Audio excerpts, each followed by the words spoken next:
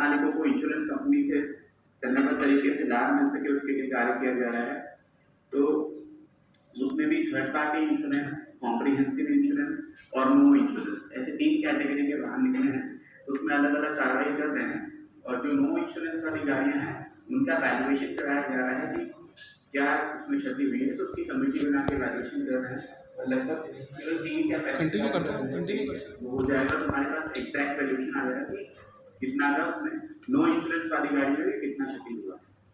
तो वो कार्य चल रहा है। कंपनी से, इंश्योरेंस कंपनी से लाभ मिलना शुरू हो गया है। 7 से 8 प्रकरणों में इंश्योरेंस की राशि भी उनके द्वारा प्रदान की गई है और 23 प्रकरणों की कार्रवाई प्रक्रिया की गई है।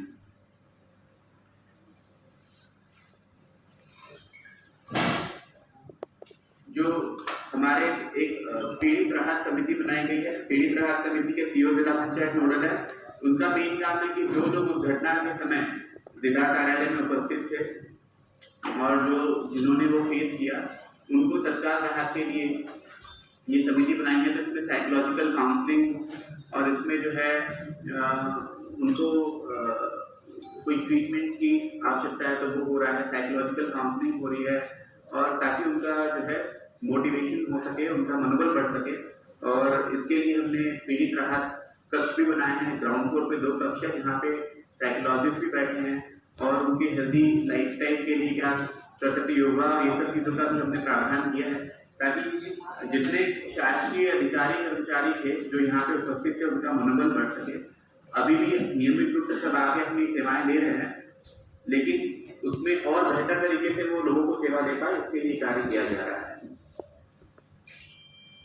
इसके साथ जो दस्तावेज क्षति है उसकी अलग से समिति बनाई गई है। दस्तावेज क्षति की समिति में हमारे डिप्टी कलेक्टर रामरतन दुबे जी इसको हेड करते हैं और सभी संबंधित विभाग है इसमें सदस्य बनाए गए हैं। तो दस्तावेज क्षति का भी आकलन लगभग जो है पूर्णता की ओर है। इसमें अभी तक जो चीजें सामने आई, खनिज विभाग के हमारे जो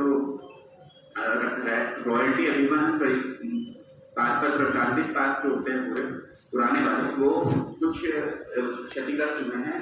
आबकारी विभाग के जो Chhattisgarh state marketing corporation limited के वर्ष 2017 से 2024 तक के नस्तियाँ जो है वो क्षतिग्रस्त हुई हैं और डीपीएसओ में कुछ फॉर्मेट क्षतिग्रस्त हुए हैं। पुलिस विभाग का भी क्षतिग्रस्त जो है उसका आकलन किया गया है। साथ ही जो क्षति का पुनर्निर्माण का कार्य की समिति करेगी, जो दस्तावेज क्षति हुआ उसका पुनर्निर्माण की समिति शुरू कर दी है। इसके साथ सबसे जरूरी है कि हमें लॉ एंड ऑर्डर की स्थिति को जिले में दुरुस्त करने के लिए हम लोग नियमित रूप से कानून व्यवस्था की बैठक कर रहे हैं। सभी एसडीएम को और एसडीओपी को निर्देशित किया गया है कि फील्ड पे शांति समिति की बैठक नियमित रूप से की जाए, नियमित दौरा किया जाए। यहाँ से भी हमने राजस्व अधिकारी भी और पुलिस विभाग के अधिकारी की संयुक्त बैठक की है और सभी अलग अलग जो संगठन हैं, जो जिलेवासियों के अलग अलग संगठन हैं, उनसे चर्चा की जा रही है। जैसे चैम्बर ऑफ कॉमर्स और नदी ने कहा कि सभी जो हमारे प्रतिनिधि हैं इनसे भी चर्चा की गई और उनसे पूछा गया, सुझाव दिए गए कि शांति व्यवस्था हाल करने के लिए उनके बहुत सारे सुझाव भी आए और उसके अनुसार निर्णय भी लिए गए हैं। इसी तरीके से जितने हमारे सिविल सोसाइटी ऑर्गेनाइजेशंस हैं, जो एनजीओ क्षेत्र में काम कर रहे हैं, इनकी बैठक एसडीएम द्वारा सबके द्वारा ली गई है ताकि वो भी सहयोग करें और शांति व्यवस्था बहाल करने में अपने अपने क्षेत्र में। इसके साथ ही जो हमारे जितने कृषक हैं, कृषकों की, कृषक संगठनों की बैठक की गई है, जिसमें कि उनसे पूछा गया खरीफ सीजन में उन्हें कोई दिक्कत तो नहीं आ रही, खाद की, धान बीज की या ऋण उठाव के लिए कोई दिक्कत तो नहीं है, ताकि उनकी समस्या का हम त्वरित रूप से निराकरण कर सके।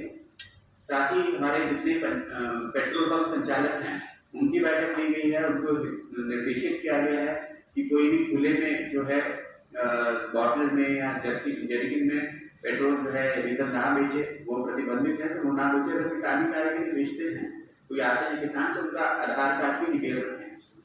साथ ही जो सीसीटीवी कैमरा है अवश्य रूप से लगाएं और सीसीटीवी कैमरे का रिकॉर्डिंग जो है मिनिमम 2 महीने की रिकॉर्डिंग उसमें हो, इसका व्यवस्था करें। हमारे यहाँ पे 24 घंटे का कंट्रोल रूम स्थापित हो चुका है, जिसमें कि 9 9479190629 इसका नंबर है, और जहाँ पे लोगों को अपील की गई है कि कोई भी सूचना आपके क्षेत्र में होती है तो वहाँ पे आप जानकारी दे सकते हैं ताकि तत्काल हम लोग कार्रवाई करें। इसी के साथ ही साथ जो बहुत अहम है social media monitoring. Social media monitoring की कमेटी बनाई गई है जिसमें कि 24/7 निगरानी रखी जा रही है, और जो सोशल मीडिया में आपत्तिजनक या अवैधानिक पोस्ट कोई भी कर रहे हैं तो उनके विरुद्ध हम प्रतिबंधात्मक कार्रवाई कर रहे हैं ताकि सोशल मीडिया जो है वो नकारात्मक चीजों के लिए यूज ना, सकारात्मक चीजों के लिए यूज हो।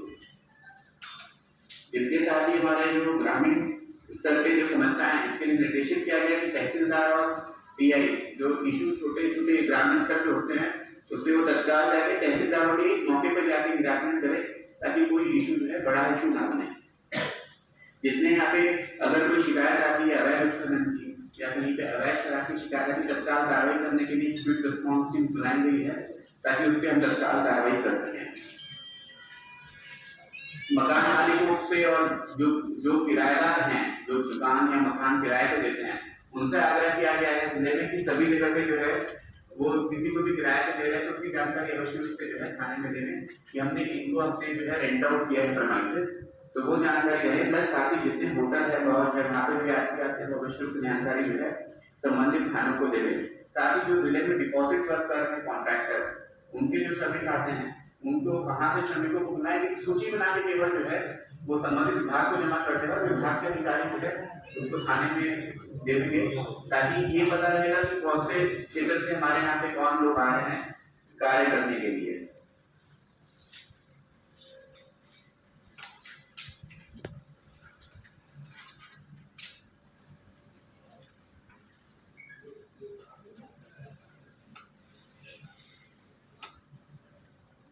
ग्राम पंचायतों में बोला गया कि सभी ग्राम पंचायतों के लिए भी सरपंच सचिव की बैठक लेंगे और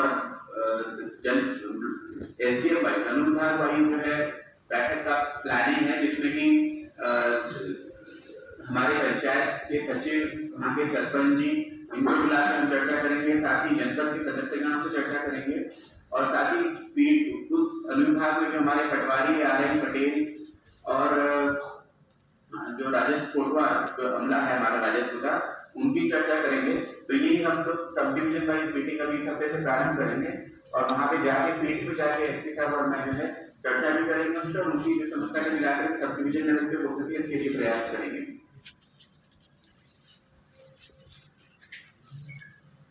अलग अलग सामाजिक संगठन भी हमसे आ रहे हैं मिलना है तो उनसे भी हमने आग्रह किया है कि सब हमारे जिले को सामाजिक समरसता की एक मिसाल बनाते हुए हम सब सौहार्दपूर्ण वातावरण में रहें और समय समय पर उनसे हम भेंट कर रहे हैं, मुलाकात कर रहे हैं और चर्चा कर रहे हैं कि किस तरह से हम लोग जिले को जो है और बेहतर विकास के लिए अग्रसर करना है। और सबके सुझाव हमने आमंत्रित किए हैं और उनको कोई भी सहायता की आवश्यकता है या कोई भी समस्या है तो उसके निराकरण के लिए हमने नोडल डिप्टी कलेक्टर बनाया है ताकि समाज के जो इश्यूज हैं या कोई भी मुद्दे हैं तो उसको हम तत्काल निराकरण कर सके, उसके लिए भी पहल कर दी गई है।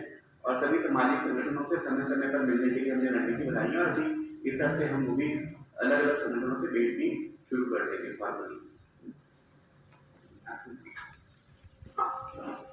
धन्यवाद कलेक्टर। दिनांक 10 तारीख की घटना के बाद जो क्षति हुआ था उसका एक पूरा आकलन किया गया। पुलिस कार्यालय में दस्तावेज और जो कुछ इलेक्ट्रॉनिक उपकरण वगैरह की क्षति हुई थी लगभग 25 लाख के आसपास का सामान। उसके अलावा 3 गाड़ियों को क्षति हुई थी लगभग 8-9 लाख के आसपास का, उसका भी आकलन कर लिया गया और इसके लिए एक अलग से कमेटी बनाई गई थी। उनका जो रिकॉर्ड जला है वो रिकॉर्ड सेक्शन का रिकॉर्ड था जो प्रोफार्मा के वो देने हैं। उसके अलावा कुछ पुरानी फाइलें थी जो परवाने की फाइलें, इंस्पेक्शन की फाइलें थी, वो नहीं है। किसी भी मामले में किसी का एहसास अभी तक नहीं जला है। हालांकि पानी डालने से आग बुझाते समय कुछ एहसास गीली जरूर हुई है परंतु जला नहीं है। और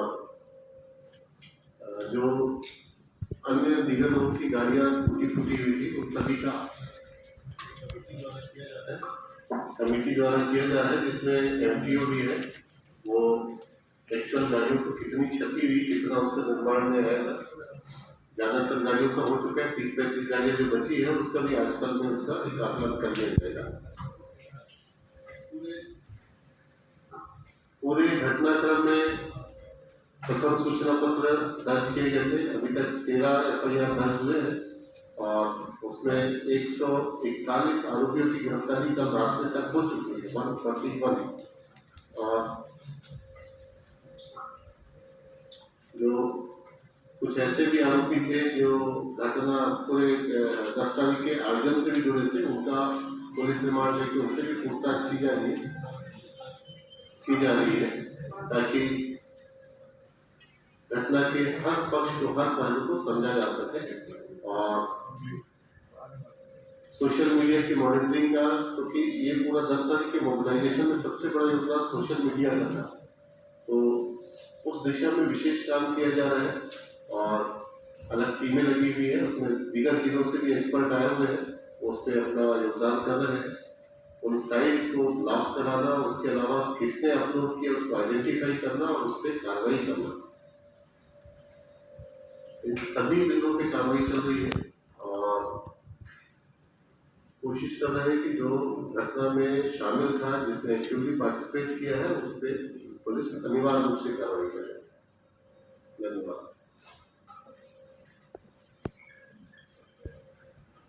अगर कोई पूछना चाहे तो पूछ सकते हैं। सर, मैं राजेश मिश्रा, मेरा एक सवाल है। पुलिस अधीक्षक निवास में अवैध अतिक्रमण हो गए, वहां से जो गुजरने वाली सड़क पर कब्जा करके अतिक्रमण कर लिए गए, तो क्या नैतिक जिम्मेदारी लेते हुए आप इस अतिक्रमण को हटाकर उस सड़क को खाली करेंगे? उस तरह की एक शिकायत आई है और जो भी है उसका परीक्षण करवा के बिल्कुल समुचित कार्रवाई करेंगे।